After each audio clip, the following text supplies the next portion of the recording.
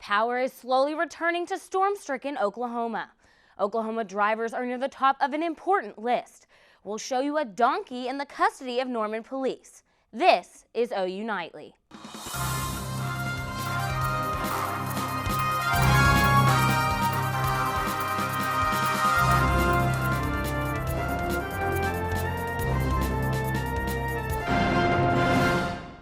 We're number 5. Being near the top can be a good thing, but in this case, it's not. Yeah, and that's because Oklahoma has been named the 5th most dangerous state for drivers. The Insurance Institute of Highway Safety compiled the list based on total traffic fatalities, person alcohol involved, seat belts, the average number of deaths per 100,000 residents. Also among the worst is Montana, North Dakota, Mississippi, and West Virginia. Now, while Massachusetts lead the way as the best state for drivers allowed by the New York and New Jersey. A new law went into effect November 1st, changing car seat requirements in Oklahoma. OU Nightly's Ashley Sanchez explores what this means for some Oklahoma families.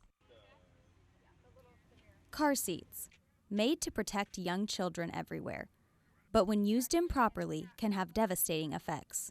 If you don't use the harness properly, then it could cause the child to eject in a crash, which is not safe at all. That is why Safe Kids Oklahoma has been fighting for a change in law for quite some time. Seatbelts are made for the average adult male, the average adult female, so it's not going to fit a 6-year-old that weighs 50 pounds properly. The new law requires children to be in a rear-facing car seat until 2, forward-facing until 4, and booster seat until 8 years old or 4'9", which many Oklahoma parents support. It's great to have the peace of mind knowing that they'll be safer for longer, and I'm sure there's studies that show that that's where they should be. There's been a lot of accidents because of unsafe car seat use, so I feel like the more strict laws, the better. Now some families may have to invest in a larger vehicle. This is the case for the Bandy family, with 2 kids under the age of 6 and 1 more on the way. Financially, my little economic car that gets really good gas mileage won't fit 3 car seats in it, so we'll have to very soon invest in something larger like an SUV. Still, both moms agree that all that matters is what's best for the kids. Ashley Sanchez, OU Nightly. 3 out of 4 car seats are installed incorrectly. To learn how to properly install your car seat, visit or find a car seat inspection station. Visit www.safekids.org. And we have an update on the power outages from the ice storm over Thanksgiving. And now here is a map of the current outages in Oklahoma. You can see it mostly impacts the Midwest region of the state. OG&E is estimating there are still around 37,000 customers without power. Oklahoma City, El Reno, and Enid have 20,000, 4,000, and 3,500 residents still without power, respectively. American Electric Power has reportedly restored power to nearly all customers in their service area. I was lucky. I got home from California. I know, rough Thanksgiving being in rough, Cali. But I came home and our electricity was back on. We had some tree damage, but nothing too major. It was a concern for me too. You know, I was up in Stillwater for the game, and I live in Moore. I was like, oh, I see that there's some outages in Moore, but thankfully that wasn't the case. And Mandy, we're still seeing some of that melting right now. What are we looking forward to this week?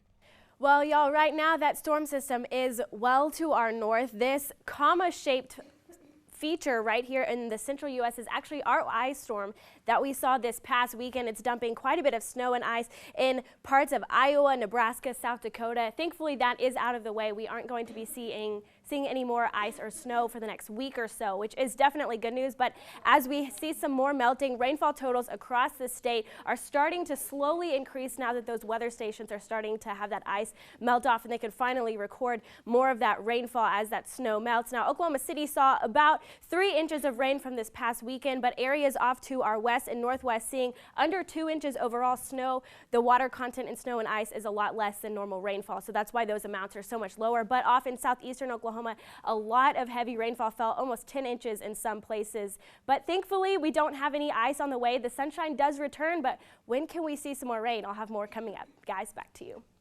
Glad to see that sun. Thanks, Mandy. 5 more earthquakes shook up towns in northern Oklahoma today after 7 yesterday and more than 50 in the past 8 days. All those earthquakes are shaking up Oklahoma lawmakers as well. Stillwater Representative Corey Williams says the governor and legislature haven't done much to address this problem. Williams says the state's policy has been to react to earthquakes by shutting down injection wells. He believes the state needs to be more proactive and curtail some energy industry activities before they cause earthquakes. Anna Whitney joins us now in the News Center with the latest on an explosion that rocked a Turkish subway. Anna? Courtney, at least 5 people were injured when a bomb exploded today in Turkey. The explosion rocked an intersection near a subway station in the heavily populated city of Istanbul. Reports say the device exploded on an overpass near a metro station. The blast occurred during the middle of rush hour. More American troops are heading overseas to fight in the war against ISIS. The Defense Secretary issued a statement today saying the U.S. will deploy several small special forces rather than large troops. The mobile forces' mission will be to conduct raids, free hostages, gather intelligence, and capture ISIS leaders. Chicago Mayor Rahm Emanuel says he has asked for the city police superintendent to resign. The announcement comes after growing protests over last year's shooting death of a black teenager by a white Chicago officer. Officer Jason Van Dyke shot Laquan McDonald 16 times as he walked away in October 2014. That's what's happening around the world. Now back to you in the studio. Thanks, Anna. And coming up on OU Nightly, Mark Zuckerberg makes a shocking announcement. And we'll show you why some Sooner jerseys are hard to come by.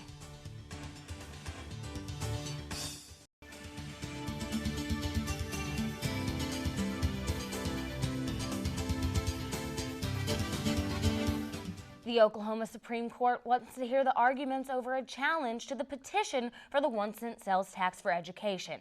A conservative think tank behind the challenge claims the petition violates a requirement that any proposed constitutional amendment pertain to only one subject. The tax would raise more than $600 million for education, but opponents say there are better ways to fund education than a statewide tax. And Lindsay Gomez is here with Money Matters. And Lindsay, I heard Mark Zuckerberg made an announcement about an hour ago, and it had something to do a little bit with his new daughter. Is that correct? That is exactly right. He actually wrote a letter to her, and he has announced something big in the stock world. Mark Zuckerberg and his wife, Priscilla Chan, said they are going to donate 99% of their Facebook stock for the rest of their lives. And Cyber Monday proved to be a record breaker for online retailing. Adobe collected data and said that over $3 billion in online orders were made yesterday. IBM says customers spent an average of $124. Toys and electronics proved to be big Cyber Monday sellers. And more problems for the troubled automaker Volkswagen. U.S. sales of VW brand vehicles plunged 25% last month compared to November of 2014. The drop comes as Volkswagen is dealing with the growing emissions scandal. It's recalling nearly 500,000 cars in the U.S. and millions more in Europe. Since the scandal broke, VW has replaced its CEO and has offered $500 cash payments to those affected in the U.S. And last year, Samaje Perine vaulted into the college football spotlight. This year, Perine's number 32 jersey is popping up everywhere. But OU Nightly's Stephen Cowler shows us that's not the case with the jersey of many other OU stars. On fall Saturdays, all over the country, people flock to college towns to cheer on their favorite football teams. They tailgate, party, and gear up for their team's competition, and Norman, Oklahoma is no different. During these pregame hijinks, a variety of apparel can be seen all throughout. But one item is missing from the sea of crimson and cream, and it may surprise you. Well, I think there's a misunderstanding about how well jerseys sell, first of all. It's not one of our top-selling items. The University of Oklahoma has tradition that could only be matched by the best programs around college football. So why are their iconic jerseys not a top seller? And that's because of their price point. They're expensive. Jersey sales are not a premium seller, and they haven't been for a long time. However, in recent years, new alternate jerseys have brought a small jolt into sales. The alternate jersey that's come out has really kind of been a shot in the arm for jersey sales too, because it's something different and new that people haven't seen. The athletic department only sees 2% in royalty fees from its annual jersey sales. This adds up to just over $50,000 a year, which in turn goes back into the department. It's not a big revenue generator for us. What we receive back in the way of a report from our licensing partner is a report on all jersey sales. That includes jerseys that don't have any numbers on them at all. It includes infant jerseys that might just say Sooners on them, so it's not really broken down by number or by what appears on the jersey. It's all of our jersey market. Many believe the athletic department is hand-picking the certain jersey numbers it's selling, but that may not be the truth. Nike makes that selection. They have obviously a range of 1 through 99, and then they make the choice. They come to us each year and ask us if we have a preference, and normally we tell them no. This small amount of revenue can only generate one full-ride scholarship. So that brings up the big question. Where do the athletes stand in this equation? In terms of what athletes receive, you know, once they come here, they're receiving complimentary health care, the top trainers in the business, the free education, of course, that comes with that for a full scholarship athlete. So if you prefer to watch your game from the couch or here at the stadium, fans can be sure your team appreciates your support, whether or not you're wearing one of these.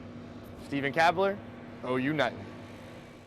Next year's jersey numbers have not been selected yet, but fans can still get their hands on fine-looking number 32 jersey.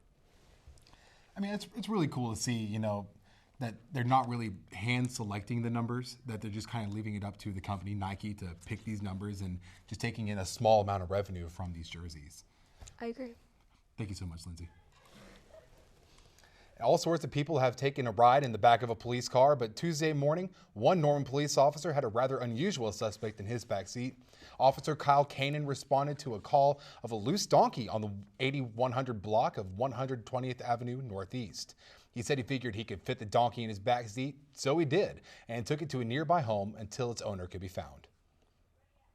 Still ahead on OU Nightly, the new college football rankings will be released tonight. What does that mean for the Sooners? And Mandy Bailey is here with the weather. The sunshine is out, and how long will it stick around? I'll have your full forecast coming up next. Welcome back to OU Nightly. Taking a look at our weather headlines, we're in for a warming trend this week. Hello to the sunshine, it's back. And when is our next storm? I'll have more on that here coming up. But as we take a look at the radar, you can see a little bit of a spin on this system up in Nebraska, parts of Iowa, South Dakota. That was our ice storm that we saw this past weekend. Well, thankfully that's gone. Oklahoma totally clear, as well as much of the southern plains. No rain on the way anytime soon. Current temperatures right now, not too bad. We're a little bit below normal for this time of year. That is 55 degrees, in case you were wondering. Right now, Norman is at 51 degrees. We're a little cooler in Oklahoma City in the upper 40s. We'll warm up a little bit, but don't expect a whole lot of change for the rest of your day. Tonight, though, we're still going to drop in below freezing. 29 degrees expected in Norman, 29 as well in Oklahoma City, 23 out in the Panhandle. Many of us will be very chilly tonight, so if you're out and about in the morning, grab that jacket. You are going to need it. And keep in mind, we do have some fog chances with some lighter winds and not a lot of mixing going on in the atmosphere. Fog is going to be possible tonight into tomorrow morning for parts of southeastern Oklahoma. That won't affect any of the metro, so don't worry about that. Tomorrow's highs will warm up again, and we will have sunny skies, so good news there. 50s for Oklahoma City and Norman, and that's going to be pretty much the case throughout much of the state. A few areas seeing the upper 40s for tomorrow, but finally we do see a little bit of some warming temperatures headed our way. Taking a look tomorrow, sunny skies expected. Now that wind's still out of the north, so it's going to feel a little cooler than the 50s, but it's still a lot better than those sub-freezing temperatures we saw quite a bit of this past weekend. Temperatures on Thursday are going to be pretty much similar, 50s for many of us, a few areas in the upper 40s possible. Now, for the next 7 days, we're going to see quite a bit of sunshine through the rest of our week. Now, coming into Saturday, late Saturday night, I think we'll have a chance to see some more rain. Now, I don't expect any ice or snow or anything like that. Lows overnight will stay above freezing, but we do have some rain chances into Sunday as well. But Monday and Tuesday of next week, we're going to stay partly sunny. Those temperatures pretty mild and warming for the next several days, so that's good news. Those overnight lows, though, take a look. Those are still going to stay below freezing for the next couple of nights, and unfortunately, if you have early morning plans, you're going to want to bundle up, but we will warm up, so that's a nice break from all of these cold temperatures. It really is. I mean, I'm glad to see the sun coming back, and I don't mind the chilly nights. Yeah, it's kind of a nice break from some of the afternoon, a little bit warm, some sunshine, but it's that wind and those cold temperatures. I don't like them. I want them to stay away. I'm definitely not made for the cold whatsoever, so as long as I can stay under my big blanket at night, we'll be good. Sounds good. Thanks, Mandy. And Carson Williams is here with a look at what's coming up in sports. Carson? Thanks, Tyler. More Sooners are gaining national attention. Find out who. And Russell Westbrook had 34 in Atlanta last night, but was it enough for a Thunder win? Don't go anywhere. Sports is straight ahead. Welcome aboard. I'm Carson Williams, and this is OU Nightly Sports. The final college football playoff rankings prior to Selection Day will be released tonight. For now, Oklahoma sits comfortably at number 3, coming off a win against Oklahoma State on Saturday. After running the table in what was dubbed the Big 12 Gauntlet, the Sooners believe they're in a great position in the playoff committee's eyes. We've handled our business. And the last 3 games, which were all big time, national TV, prime time, games against exceptional opponents, we played pretty well. I feel like the past few weeks, a lot of people have been praising us. It's just a matter of us, sticking to what we do best, and not paying attention to all the outside stuff. And the awards continue to pile on for the Sooners. First-year offensive coordinator Lincoln Riley is one of 5 finalists for the Broyles Award, given annually to the nation's top assistant coach. Along with Riley, quarterback Baker Mayfield and running back Samaje Perine are 2 of 16 semifinalists for the Earl Campbell Tyler Rose Award. With the Big 12 title number 9 in the books, the team is now focused on its postseason fate. But it's not all serious with the Sooners, especially for the ever-interesting Eric Stryker. But I probably take some time to do some acting classes. I keep saying that. Try to shadow Denzel. Trying to make it in the movies. Trying to be in theaters coming up here soon. So we'll see how that works out. I may take a little time off football, do a little, acting. I love drama movies. I feel like I'm a drama guy. I feel like I'm a Gladiator, Russell Crowe type. Training Day, Denzel. In volleyball, middle blocker Marion Hazelwood was selected to the All-Big 12 first team yesterday. Hazelwood becomes the first sophomore in program history to earn first team honors. And Ravens-Browns in Cleveland last night. Johnny Manziel demoted to 3rd string after his recent off-the-field antics. Early in the first, Browns forced a punt. Kalen Clay takes it at his own 18, weaves his way through the blocks, one guy to beat, and in for the touchdown, 82 yards. Then again, with 3 seconds left, the play of the game. Browns going for the game-winning field goal, and it's blocked by Will Hill. Hill scoops it up and takes it back for the 64-yard game-winning touchdown. Ravens win 33-27. And the Thunder were in Atlanta last night taking on the Hawks, the first of a 2-game road trip. Late second quarter, Russell Westbrook blows by Jeff Teague, gets the bucket and the foul. In the third, Thunder down 7, Kevin Durant. Coming off, that's Russell Westbrook, pardon me, later in the quarter. He gets the 15-footer to drop, but Jeff Teague gets revenge on Russell Westbrook as he blows by him. Thunder would go on to lose, 106-100. Guys got a little mixed up there, but the Thunder need to play better defense. They really need to do a better job. It's really hurting them, these last couple games. Yeah, it really has. Kevin Durant coming back helped them a little bit, but you can tell that defense just isn't quite holding up. It's not. No, turnovers are just killing them. Yeah. And, you can't come back from that. Right. Just one turnover can change a whole game. It can, you're right. Thanks, Carson. Yeah. Coming up on OU Nightly, just in time for the holidays, the Salvation Army receives a generous sum of money.